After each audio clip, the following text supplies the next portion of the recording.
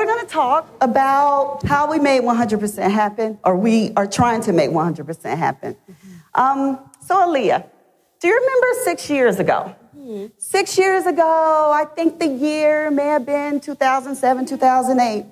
And it was an awesome time. It was. It was. I actually was in a dream job. I was a principal, doing a great job, but I was given the opportunity to serve as a professional learning director for DeKalb County Schools. I remember that. And it was a dream. It was a dream for me. You know, I was educated in DeKalb, 1st through 12th grade, and to have the opportunity to give back to my community in a learning opportunity, that was just really great. And so I became the professional learning director, and I had an opportunity to meet with the superintendent. And so the superintendent shared his vision with me. And that vision was highly effective professional learning for every employee every day. And how many Do you remember how many employees? Do you remember how many employees we had? I think it was about 13,000. 13,000 employees. And so, you know, I'm sitting there in the room, and I'm like, I can do this. I can do this. 13,000 every employee, every day. So, you know, I was ready, though. I had a goal set, and I knew I could make it happen. So I left, and I went back. I'm like, how on earth am I going to do this, God? Okay, please help me. And so I did a few things. I hired a team, I think, of fabulous people. And who was on that team? Oh, you were on that team. So that was the first thing, is I got the right people on the team. You remember another thing we did, because it was so important to provide that touch to every school. How many schools? Around 150? 150 schools. And how many people did you hire for this team? 5. 5 people and 150 schools, but you know that direct touch is important to me. So we knew that we could do that. So remember, we did the theory of change model, and I split you guys up, and y'all were driving to about 150 schools. Yes, y'all were driving to about maybe 30 schools apiece. I think so. You had to do that weekly report and tell me how you were making that special touch. We were affecting change. Oh, yes. Oh, yes. And then we knew it's important to have collaboration and community in those schools. Yes. So remember, we started professional learning communities. That was a great time. Oh, my goodness. And you know, it was so great because we partnered with some of the best. Remember, we had that year-long institute with Dr. Shirley Horde, Dr. Bill Summers, Dr. Jim Rusine. And then we knew that if we could bring the DeFores to the DeKalb County School District, oh, we were doing it then. Right. So what did we do? We called up the DeFores, and we asked them if they could come, and we looked at the budget, and we couldn't. But that's okay. It was well worth the opportunity. So what did we do? Well, we started to think about what resources do we have at our disposal. We have technology. Yes. We have something called video conferencing, and that we can't afford. So what do? We call them up again and say, "Would you mind just coming on the screen and having a conversation with our school district?" And we invited a room just like this, so about 700 principals, teachers, media specialists, counselors. We even had people from neighboring districts to come. Don't get that mic right. And so when they came out, we had microphones peppered throughout the aisles. Yes, and it was ask good. questions and interact with the DeFores. That was the most cost-effective way to bring the DeFores to our district. Yeah, and it was great. And do you remember afterwards? So, you know, after we're debriefing. How tired we were? Oh, well, yeah, I do remember. Okay. But do you remember after we were debriefing, I was like, wow, look at that impact. That was a good impact. 700 people. I thought about how much it would have cost the district to send 700 people to see the DeFores. We didn't have a budget like that. Things were good then, though. Things were good. But we didn't have a budget like that. So us engaging in professional learning communities was really great. And then guess what happened up there? Spring 2008 hit us. Do y'all remember spring 2008 and all that was going on in our world?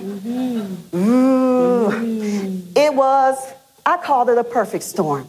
And it was a perfect storm because the idea of providing highly engaging, effective professional learning to every employee every day, that didn't go away because that's my mission. And it is my passion. But I didn't have the resources to do it anymore, Aleigha. So what was going on? Teachers were being laid off. Whole school reform. Remember, that was when we had probably 50 or 60 schools in needs improvement. Yes. And they had not made AYP for 7 years. So we had partnered with a lot of external partners, and they were coming in doing professional development. Right. No professional learning days because what? They became Furlough days. Furlough days. Right. So we didn't have that time, and you guys couldn't drive to the schools and spend that time there. There was no more travel checks. Oh, yeah. No more travel checks. Yeah. No more travel checks, dwindling resources. But it was still important to provide highly engaged and professional learning to every employee, 13,000. Do these headlines sound familiar to anybody else out here? Okay. All right. Yes. And so no longer did teachers not have time for learning, but many of them didn't even have time for teaching. Right. So it really was not popular for us to say, you know, come drive to the district. Our district in square mile radius is about 246 miles. We were in the center. Come and spend the gas money that you don't have to learn about professional learning. So we were in a quandary. But you know what? There were funds being allocated. There was some money. Yes, yes, ma'am. And people were buying lots of things. Yes. And as we would go out to support these schools, my 45 or so, I would walk through the school to figure out, how can I support you? What do you have? What kind of resources are here? Then I'd hap upon a couple of closets and I'd open them up. And this is what I would see. Did anybody else have these magical closets in their school districts? Lots of technology, kind of stored up in the closet, still in shrink wrap. Still in shrink wrap. And so we got to figure out what to do with these things. What exactly do we do with this? What else was going on? Well, a lot of times kids were sneaking to use the technology that they had because this is their world, right? This is what they do every single day. And so they'd be hiding under the desk, trying to figure out, and if you got caught with your cell phone, what happened? Oh, to go away. They take it up. Right. So now we got to figure out, how do we harness and use this? But were our teachers really ready for this? In schools is the only place that we tell kids to power down. Right. Everywhere else, they're powered up. All day long. My son in the car on his iPad. If he doesn't have his iPad, it's just not a good ride. So I give him the iPad. For you or for him? And in Atlanta, traffic everywhere. So I just pass him the iPad and it works. But when we get to school, it's time to turn it off. I take it and he goes in the building. So why are we asking kids to power down during the day? Why do you think that's happening? Well, I don't think our teachers are quite ready for them to be powered up. What do you all think? We're not ready. Yeah. Sounds good in theory, but I don't know if we're ready to really meet them where they are. Well, this is where it's a perfect storm, because I believe that professional learning is the answer to preparing our teachers so that they are ready for the kids and for our generation today. So what did we do? Well, we had to find the solution. Isn't that what all great leaders do? Isn't that what all great educators do? We find solutions, because to make 100%, to just ignore issues or problems is just not acceptable. So the tapestry remained the same, but we found our way out of the storm. So let's tell the group, what did we do to find our way out of that storm? We leveraged our resources. We decided to start offering online professional development, because that saved what? Money. And time and travel checks. and time. And then we just infuse our 13,000 employees in this environment all at one time. It was definitely a gradual introduction. Yes. So, but now, DeKalb County Schools, and we're no longer there, but it's an awesome place. DeKalb County Schools is... Their teachers are online in online communities, 3,000, 7,000 strong. And thanks to School Improvement Network, PD360. And what else did we do that was important? Well, we collaborated with a lot of different departments, because at this point, I've got some resources in my little silo. You've got some in yours, and you've got some in yours. If we come together and pool them all together, guess what? We got a little bit of change in our pockets. So we talk with media services. We talk with transportation, classified employees. We talked with counselors. We talk with curriculum and instruction. That's like the best department in the whole school system, right? So we talk with them and we collaborated to figure out exactly what can we do to help our employees. And I like that word you use, collaborate. Right. If we're going to teach our students to collaborate, we kind of have to do a little bit more of that. And then we transitioned. We had 150 classes in that catalog that were face-to-face. And we transitioned our face-to-face courses to online courses, but not just in an online platform or a learning management system. We put them in a virtual learning community. Remember all that work we did with professional learning communities? That's good work. But we know that those same kind of engaging experiences can happen in an online environment. So the other great thing we did was bringing on my techie bestie. I brought on the instructional designer of the learning management system, somebody who loves technology like she does and obviously is a designer. And what else did we do? Well, we started to bring in teachers, some of our professional learning staff that had been teaching for a while, and we started converting classes. I mean, that was like a movement because people weren't ready.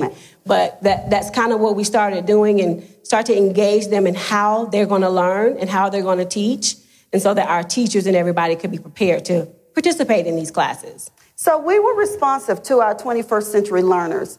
And not just our 21st century learners that are students. I think sometimes we forget that teachers are learners too. So we have to be responsive to teachers as 21st century learners. We need to provide teachers with what they need in order to prepare the students that they teach. So we were finding our way out of the storm. Oh my goodness. And there we are. We found our way out of the storm. And through this support structure and process, we developed what we term now the learner-learner model. And Chet did such a great job talking about facilitation. Teaching is great. Learning is great. But the learner-learner is I can learn from you and you can learn from me. And the technology environment has positioned us to be able to do that. Students learning from each other, students learning from the teachers, teachers learning from the students. You know, Aleigha, I learned something, my daughter, Autumn, I learned something from her every day as it relates to technology. So it's just not, you know, an opportunity for the adults to provide information. It's a facilitation. It's an opportunity to collaborate with colleagues. We want our students to be in environments that are collaborative. We have to model that in our own learning environments, and we have to be collaborative. It's a way to collect our thoughts, our ideas, and our knowledge in a technocentric environment. Wow, technology allows us to keep it there. And it's focused learning. So learning in this opportunity gives us an opportunity to focus on the things and differentiate for the needs that teachers have. And finally, it's the power and efficiency of 21st century technology tools for learning. So I'm very proud of you in that technocentric word. Yes, I know you taught me that. And I appreciate you for that. So I will say to all of you, it's ironic that we have our students learning to use technology, but we have failed to support the very people who have to teach it to them.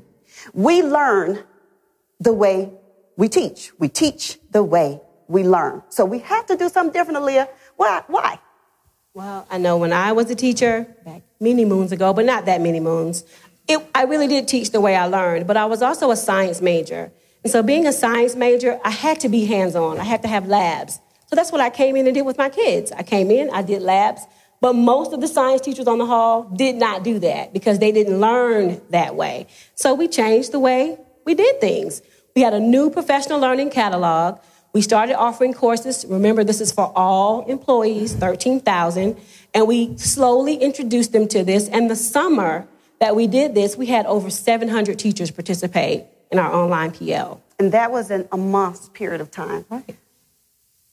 So this is online professional development through virtual learner communities. I am the author. And so thank you. So this book is a chronicle of those experiences. And hopefully later on today we'll get more time to talk about it. But it really was, I'm a practitioner and I needed to find a solution. And I took my team and we figured it out and we came out of the storm. So using technology, what else did we do? We started paying our teachers to develop classes. But really, when you developed the class, you actually didn't get paid.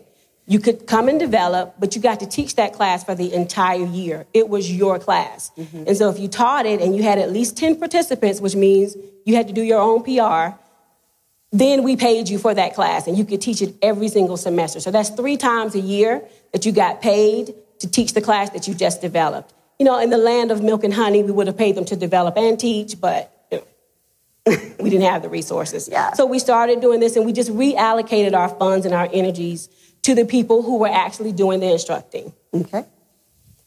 And we used a lot of different tools. As you know, Web 2.0 kind of blew up, and we were here in the middle of it. And so we taught our teachers how to use these tools. For instance, the Google Forms that you see there.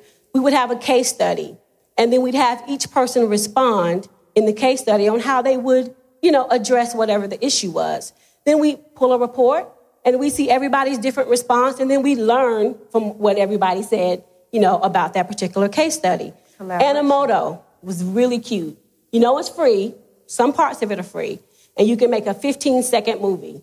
So no words, just pictures. So imagine teachers making 15-second movies about differentiated instruction. They came up with some really neat stuff. Yeah. And VoiceThread, which is one of my favorites. Anybody familiar with VoiceThread? Hey. Very cool, because you can see the person making a comment. You can actually hear them, or they can type it. And so we really felt like we were a community using these tools. And then the trick is, now you go back and use these tools with your kids. Exactly. So now are we ready for them to bring a device? We're getting there, right? We're getting there, because now I'm learning the way that I need to support my students with learning. And it doesn't feel foreign to me because I understand the power of it. So again, the learner model is all about learning in your own space, at any place, and in their own time. I think that first baseline of 700, it was during the summer. Those teachers never came to our school districts. I'm sure many of them were on the beach and many other different places. And so the learner model in a technocentric environment allows you to really pull people together from various places. Oh, okay. We even had one summer online virtual book studies. This was cool. Our biggest seller. It was the biggest attended class. And one of our favorites was Who Moved My Cheese? Yeah. I mean, we come and we just talk about it. I mean, you don't necessarily want to read about differentiated instruction all summer long. Let's do something that's kind of cool, but everybody's still learning and they're still using the tools. Right. So that was important. That was. So not just for the teachers and for us as learners, but why must we also do something different, Aleigha? Well, things are changing. Is anybody in the room a part of a Race to the Top district? Okay, so you are in my shoes. Common Core is here. It's not coming. It is here. And if you've seen the technology standards, which I'm very excited about, but they're embedded all throughout the standards. Have y'all seen them? And our teachers, I don't know if they're ready. I don't know. It's part of my job now to get them ready, but they're here now, and it is how the kids must learn. And it's also how they're going to be assessed. So if you've seen this is the digital blooms. It's really neat. It is. Mm-hmm. But it's really overwhelming, though, when you start to look at it. But if you pick it apart, and maybe one by one, go through the tools, introduce these slowly to the teachers, and just that gradual release. And then, try to get them to try one or two of these with the kids. But this is a great representation of that higher order thinking and what tools bring that out for students. Awesome.